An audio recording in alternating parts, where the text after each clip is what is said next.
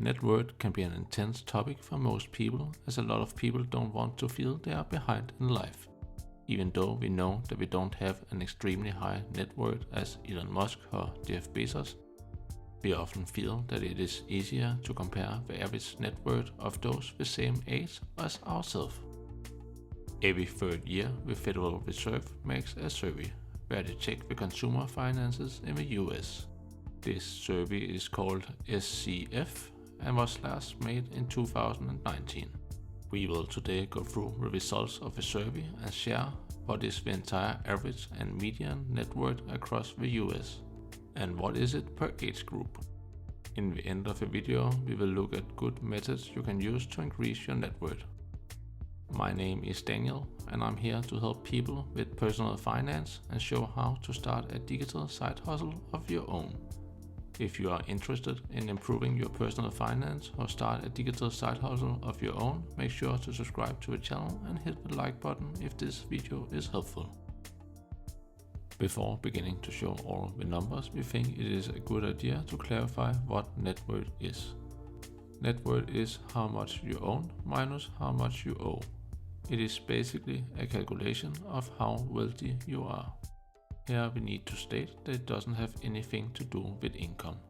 So it is a calculation for how wealthy you are in this split second if you stop working and sold everything. Net worth includes your assets, which is everything that can be sold for a value. This is for example your home, car, stocks and bank account holdings.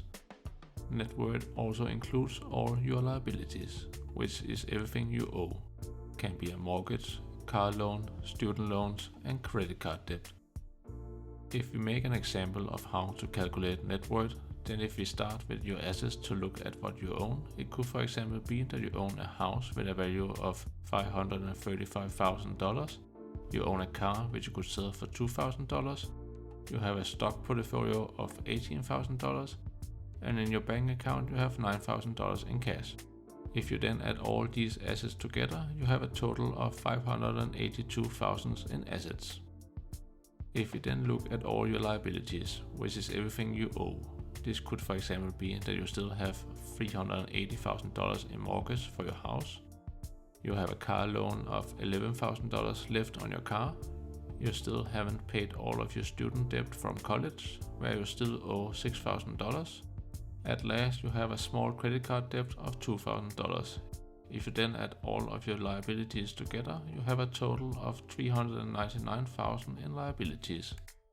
Your net worth will then be your total assets minus your total liabilities. So for this example, you would have a net worth of $183,000. Remember here that if you own your house together with your partner, then you can as an individual only count half of it for your net worth, as your other half will be your partner's. Now that we have clarified what net worth is, then let's get started with looking at the results from the survey. What is the average net worth in the US?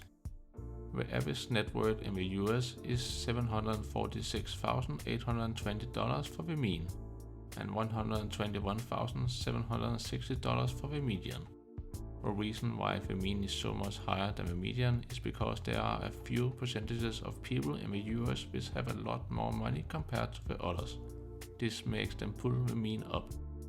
When we go through these numbers, it is important that you don't compare yourself too much with the rest, as you might have gone through something completely different in life compared to others. You can use the survey to give yourself a pat on the shoulder to see that you are well on track with building your wealth and net worth. Now we will start looking at what the average net worth is for people in different age groups. Here we will look at the median, as we think it is the best statistical value to compare yourself with, as it gives the result of precisely what is in the middle of the population. For people 35 or less, the average net worth for people 35 or less is $14,000. This is probably because a lot of people haven't started to save much yet, and a lot of them are probably still paying back their student loans. Some people in this age group might also have a negative net worth, where they owe more than they own.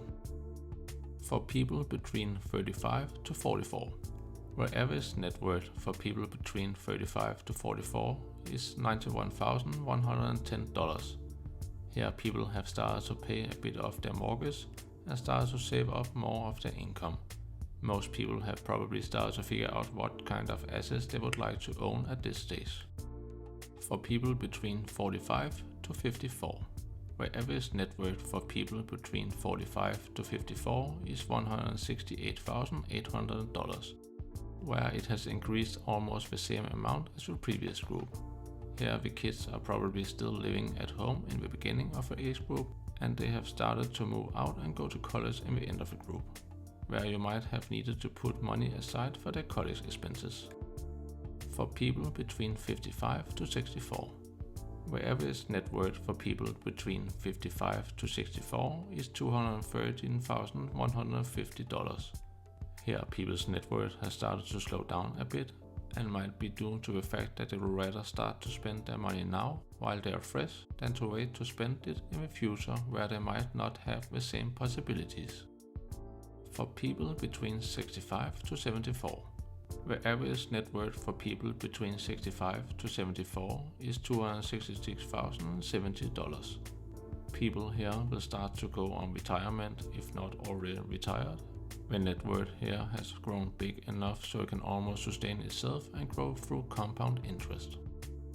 For people 75 or older, the average net worth for people 75 or older is $254,900. This is the first time that the net worth has fallen between the age groups, but it might be good as they will have started to spend their earned money and planned ahead on what they will do with them for the rest of their lives. Now that we have been through every age group's net worth, how are you standing? Are you well on track, or do you have to invest a bit extra each month to follow up? There is an extra calculation we also want to share with you. They have sorted people between renters and homeowners, where renters have a net worth of $6,217, then homeowners have a net worth of $254,900. This is a big difference, but it is also between all ages, so it might be skewed due to the fact that people usually are renting homes early in their lives and tend to buy homes later on, where their net worth already has increased. It might also be that renters might live more paycheck to paycheck and not save as much as homeowners. Homeowners might never know when something on their house breaks and therefore they might save more. This was just a bit of extra information you can take into account. Now we will go through what you can do to increase your net worth and give your future self a wealthier life. As net worth is your total assets minus your total liabilities, then there are two ways which you can increase your net worth. The first one is to decrease your liabilities. This can be done by paying down debts, and if you have a lot of credit card debt, then it might also be a good idea to figure out how you can lower your expenses. The second way is to increase your assets. They can be done in multiple ways, but in general it is best to invest in appreciating assets. These can be assets which increase in value over time. For example, real estate, stocks, crypto, or collector items. In general, it is best to invest in something you can understand and has proven to increase in value for many years. If you can increase your income without increasing your expenses, then you will also have more money left each month which you can use to build your net worth. This can be done by getting a promotion or starting to build an extra income stream in your spare time by starting a side hustle. When you have invested in a lot of assets and built up a net worth of more than $100,000, then it is time to be patient. It is here that compound interest will start to kick in and increase your net worth by itself. Then you will just have to sit back and relax while time will do the rest. That is how we will increase our net worth. But remember that net worth doesn't tell the whole story. It is just one way to determine your wealth. It is only a guideline to have when you compare with others. Don't feel demotivated if you are not where you want to be right now. You can use the net worth to inspire you to figure out how you want to build your wealth and catch up. We are here to help with it, and we will show you our hunt for passive income. So make sure to subscribe to our channel to follow along and like this video if you found it helpful.